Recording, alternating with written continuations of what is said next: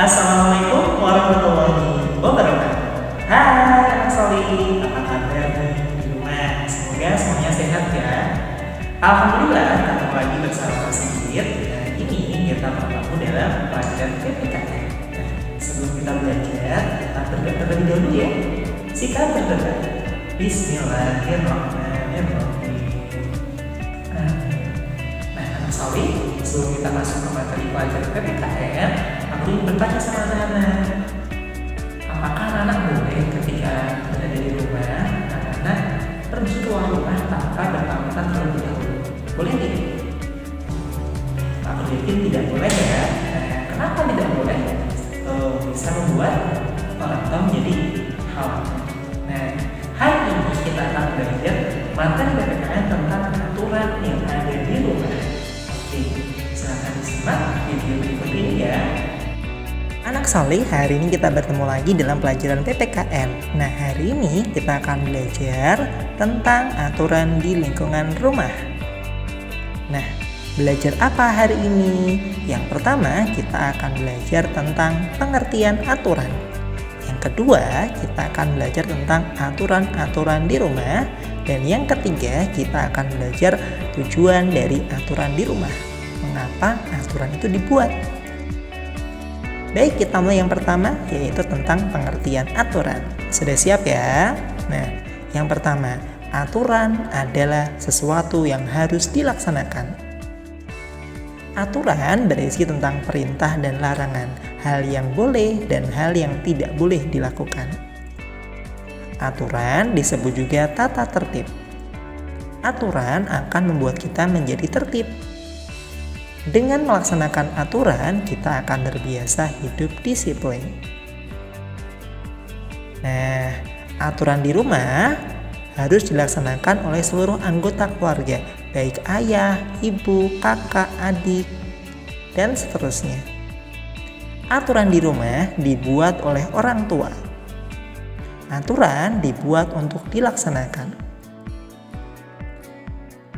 Aturan bermain di rumah. Nah, apa saja aturan yang kita lakukan ketika bermain di rumah? Nah, yang pertama, bermain dengan rukun.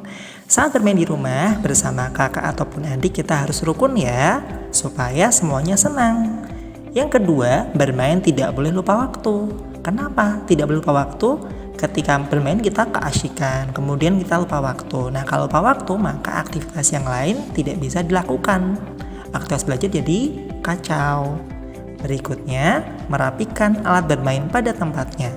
Nah, setelah anak-anak bermain, baiknya alat bermainnya dimasukkan ya ke dalam kotak mainan agar tempat bermain itu tetap bersih dan juga rapi. Berikutnya, mencuci kaki dan tangan setelah bermain. Biasanya anak-anak kalau bermain itu bagian tangan dan kaki akan menyentuh banyak benda ya. Nah, benda-benda tersebut kan kotor. Maka dari itu anak-anak harus membersihkan tangan dan juga kaki setelah bermain agar tidak ada kuman atau penyakit yang menempel di tangan ataupun kaki anak-anak sehingga akan berpengaruh pada kesehatan anak-anak. Nah, itu adalah contoh aturan bermain di rumah. Berikutnya, aturan-aturan di rumah lainnya. Yang pertama adalah bangun pagi hari. Nah, anak-anak ketika pagi hari dibiasakan untuk bangun pagi. Nah, yang kedua, merapikan buku dan alat tulis setelah belajar. Setelah anak-anak selesai belajar, jangan lupa merapikan buku dan juga alat tulis ya, supaya tempat belajar menjadi tetap tertata rapi dan juga nyaman. Yang ketiga, berpamitan sebelum pergi atau keluar rumah. Nah, anak-anak, kenapa harus berpamitan? Agar orang tuanya tidak khawatir ya. Berikutnya, tujuan aturan di rumah. Yang pertama, aturan dibuat dengan tujuan menciptakan kerukunan di rumah. Kakak bisa akur atau rukun dengan adik. Kemudian, hidup menjadi tertib dan teratur. Ketika kita membiasakan disiplin pada aturan, maka hidup kita menjadi tertib dan juga teratur. Semua pekerjaan bisa terselesaikan dengan baik. Berikutnya, rumah menjadi bersih dan rapi karena tidak ada barang berserakan atau berantakan. Melengkapi mind mapping yang sudah Pak Guru buatkan. Nanti anak-anak bisa langsung melengkapinya di laptop atau bisa dicetak terlebih dahulu kemudian dilengkapi. Paham anak-anak? Oke anak solid, itu tadi pembelajaran kita hari ini tentang aturan di rumah. Aku harap anak-anak bisa tertib ya di rumah, menjalankan aturan apa yang boleh, apa yang tidak boleh dilakukan di rumah. Nah, anak-anak tetap semangat ya belajarnya. Jika ada yang mau ditanyakan, boleh langsung komentar di kolom komentar di bawah ini atau bertanya dengan orang tua di rumah. Tetap sehat, tetap semangat. Wassalamualaikum warahmatullahi wabarakatuh.